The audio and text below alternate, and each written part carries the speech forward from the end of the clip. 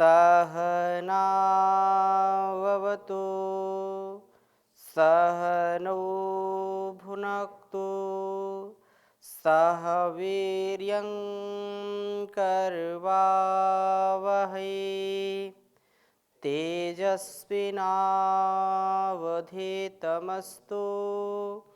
मा विद्विषावहै। ओम शांति शांति शांति। वैदिक जीवन पद्धति की इस कक्षा में आप सबका हार्दिक स्वागत है, अभिनंदन है। निरंतरता के साथ हम वेद के इस उपवन में, वेद के इस ज्ञान गंगा में स्नान कर रहे हैं। इस उपवन में अनेक प्रकार के जो सुगंधित सुरभित विकसित फल हैं, पुष्प हैं, उनको हम ग्रहण कर रहे हैं।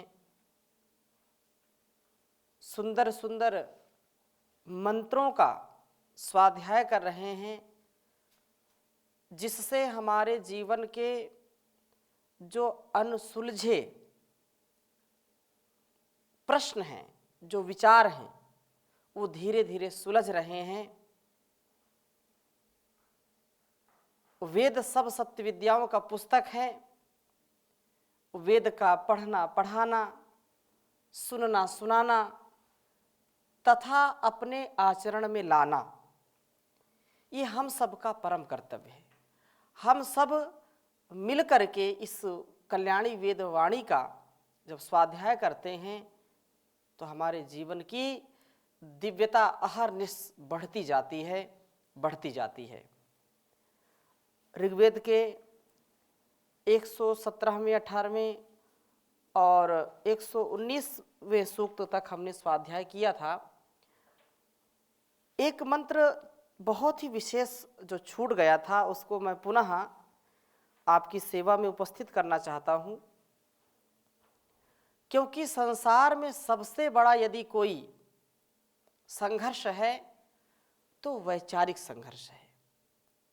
संसार में यदि एक दूसरे को दुखी करने का, एक दूसरे को पीड़ा पहुंचाने के मन का भाव किसी के अंदर आता है तो वह निसंदेह एक को ही नहीं अनेक लोगों को कष्ट देता है, क्योंकि उसकी बौद्धिक सामर्थ्य इतनी उच्च अवस्था को प्राप्त नहीं होती, उन्नत अवस्था को प्राप्त नहीं होती है कि वह दूरदृष्टि रख सके। लेकिन यदि हम अपनी बुद्धि की शुद्धि चाहते हैं, अपने विवेक और वैराग्य को आत्मसात करके जीवन को जीना चाहते हैं, तो उसमें बहुत ही सुंदरता के साथ, दिव्यता के साथ, उत्साह और आनंद के साथ इन वेद मंत्रों का जो आशय है उसको समझ करके अपने जीवन में उतार करके अपने जीवन को और इस जगत को हम धन्य करें, यह सबसे बड़ी बात होगी। तो मैं पुनः 117वें सूक्त के 23वें मंत्र पर थोड़ा सा प्रकाश डालना चाहता हूँ, उसकी थोड़ी चर्चा करना चाहता हूँ। इसको पहले लिखता हूँ, फिर आपके बीच में चर्चा करूँगा।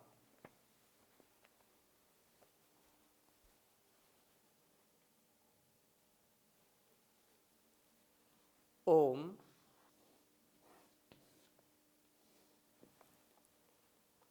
सदा कवि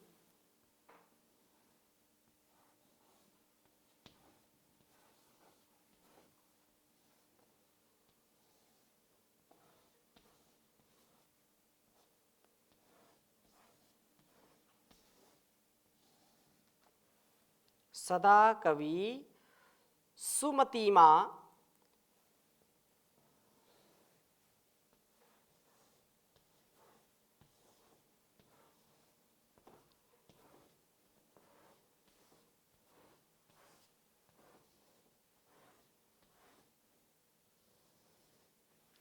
सुमतिमा चकेवाम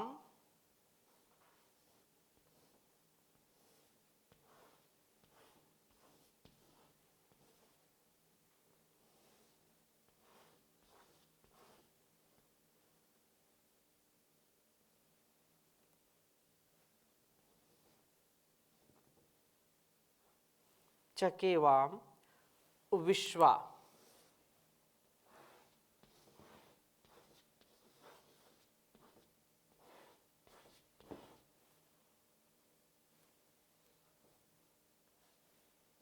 चकेवाम विश्वा धियो अश्विना प्रावतम में।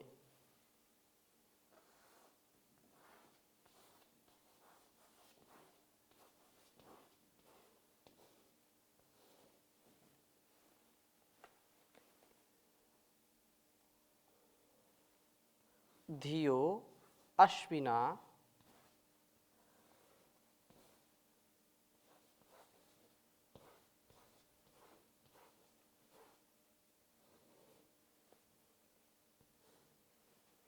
अश्विना प्रावतम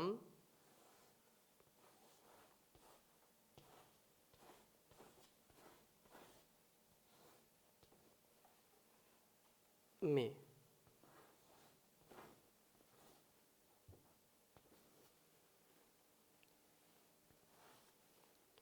अस्मे रयिम नासत्या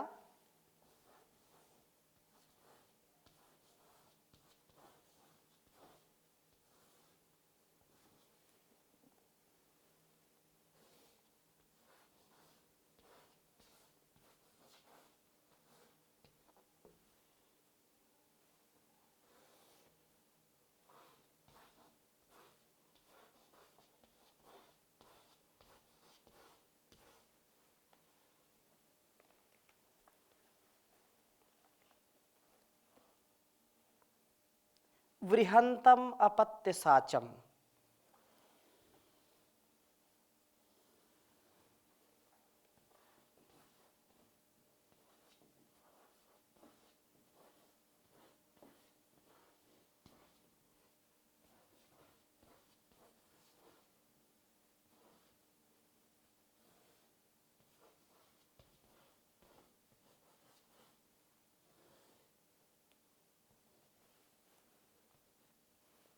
वृहंतम अपत्य साचम श्रुत्यम रथाम।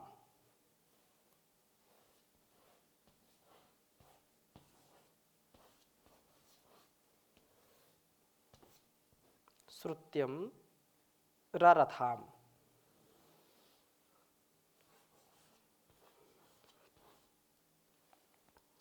राथाम।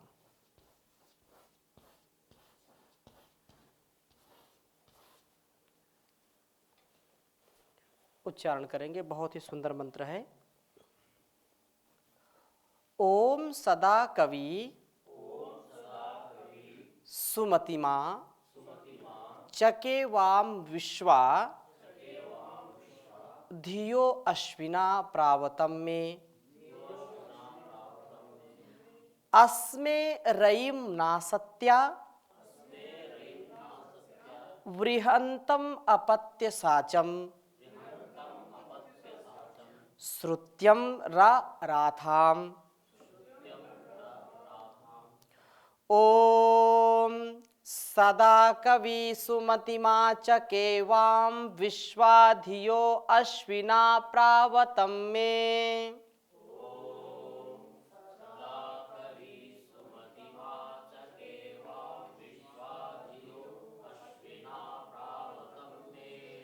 अस्मे रयिम नासत्या वृहंतमपत्य साचम श्रुत्यम राथाम।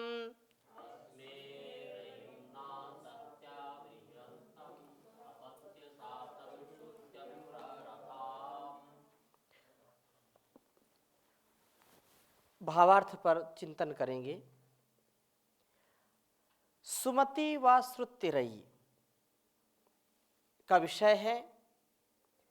प्राण साधना का विषय चल रहा था और प्राण साधना का, योग साधना का कितना बड़ा महत्व है हमारे जीवन में, उस ओर संकेत करते हुए उपदेश कर रहे हैं। प्रार्थना उपासना के साथ जीवन का उद्देश्य सार्थक हो, उसके लिए यहाँ पर सुमति की कामना की गई है। कहा कवि क्रांतदर्शी होता है, कवि जो उपदेष्टा होता है, कवि जो दूरदर्शी होता है, जो इस जीवन और जगत की दिव्यता को दूर से ही देख लेता है, समझ लेता है सूक्ष्म बुद्धि से, तो जो क्रांतदर्शी है अर्थात तीव्र बुद्धिदाता, प्राणापानो मैं वाम आपकी, सुमतिम कल्याणी मति को सदा आचके। सदा आचके मतलब चाहता हूं, आपकी जो कल्याणी बुद्धि है उस बुद्धि को मैं धारण करना चाहता हूं। आप सुमति को प्रदान करने वाले हैं, सुमति प्राप्त करके मैं प्रगति पथ पर आगे बढ़ना चाहता हूं, सुपथ पर आगे बढ़ना चाहता हूं। मैं कुमति, कुपथ, कुपंथ, मार्ग भ्रष्ट न होऊं। इसलिए प्राण साधना के द्वारा मुझे कल्याणी मति प्राप्त हो, ऐसा मैं चाहता हूं। संसार में सब कुछ प्राप्त है, लेकिन यदि बुद्धि ठीक नहीं है तो सब कुछ प्राप्त होते हुए भी सब कुछ नष्ट हो जाता है।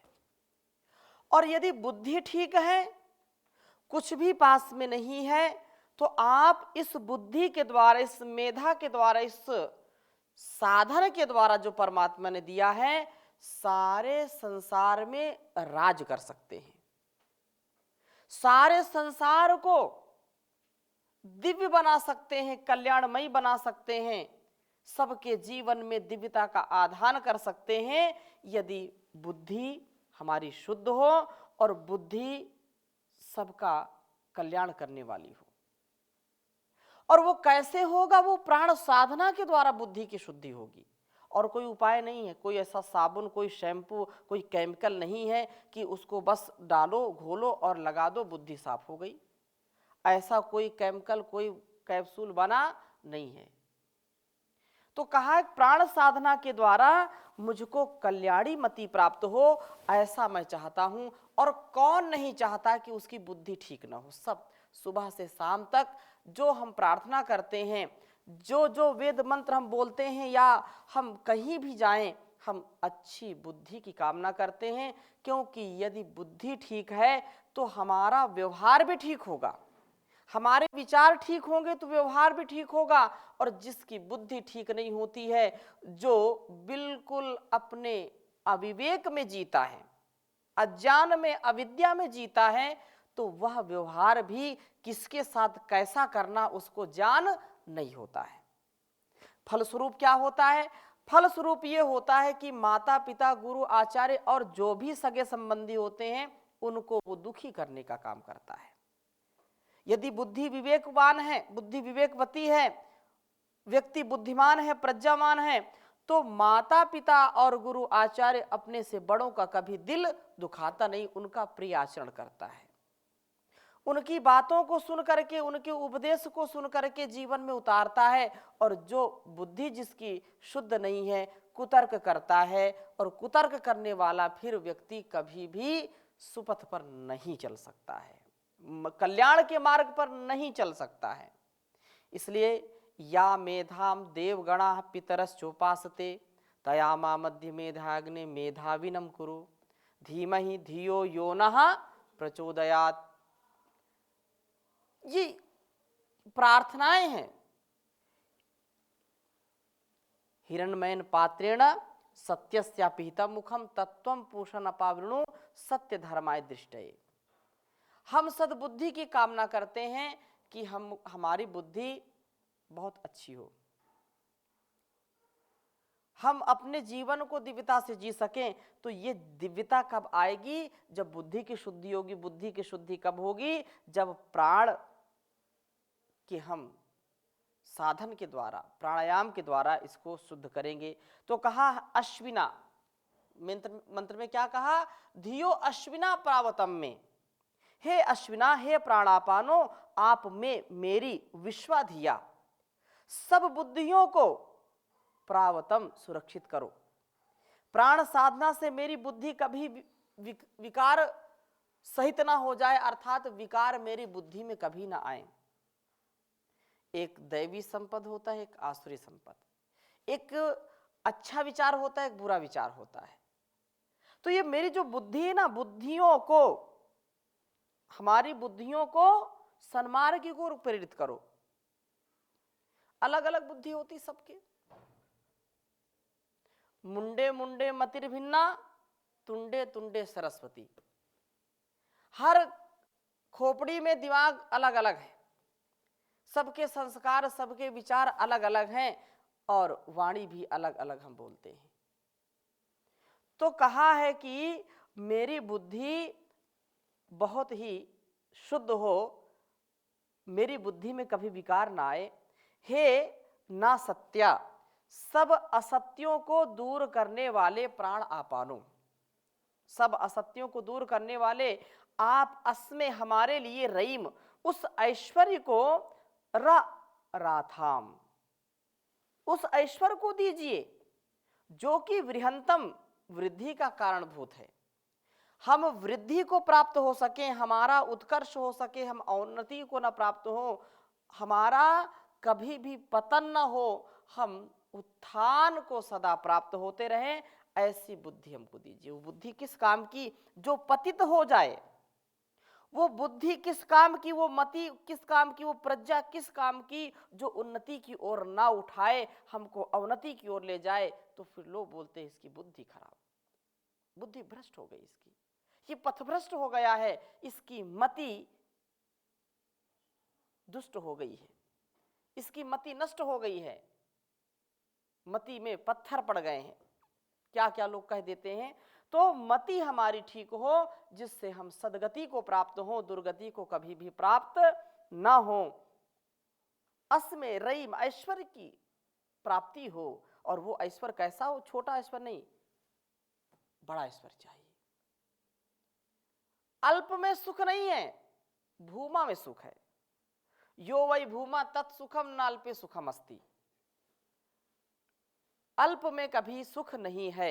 तो हम संकीर्ण विचारधारा वाले कभी ना हो, हमारा जो विचार हो, हमारी जो मेधा हो, जो प्रज्ञा हो, वो विशाल हो, और हम बहुत गंभीरता के साथ धीर वीर गंभीर होकर के जीवन को जीने वाले बने।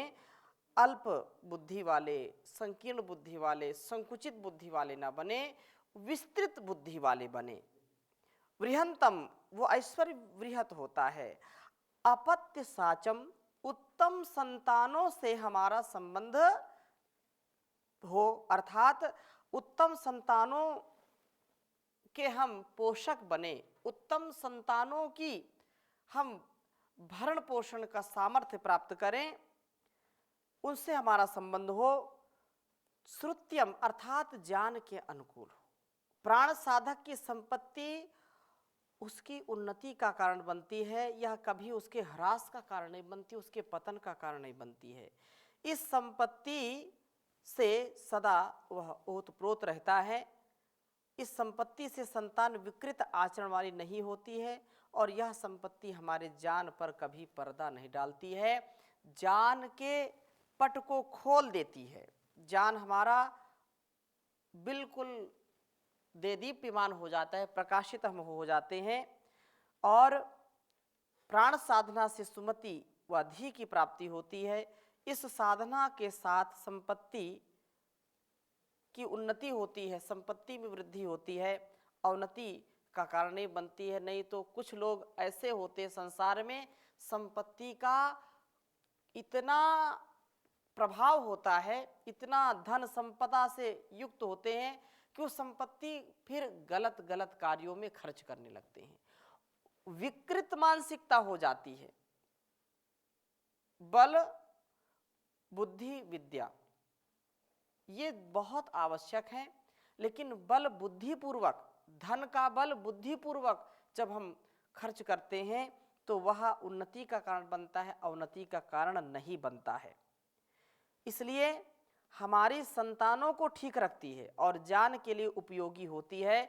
बिना प्राण साधना के व्यक्ति का उत्थान नहीं हो सकता है, क्योंकि विकार आते हैं यदि हम इस ज्ञान पूर्वक विवेक पूर्वक जीवन को नहीं जीते हैं। प्रत्येक व्यक्ति का ये कर्तव्य है कि अपनी बुद्धि के उत्थान के लिए नित्य प्राणायाम करे, ध्यान करे, चिंतन करे, जिससे बुद्धि धीरे धीरे धीरे धीरे सूक्ष्म होती जाएगी। सूक्ष्मतम बुद्धि से व्यक्ति कभी भी कोई पाप से युक्त, कुटिलता से युक्त अथवा जो वेदानुकूल आचरण नहीं है उसको नहीं करता, सदा वेद के अनुकूल आचरण करता है। शास्त्रोक्त ऋषि प्रोक्त कर्मों में सदा प्रवृत्त रहता है। ये बहुत अपने आप में बड़ी बात है।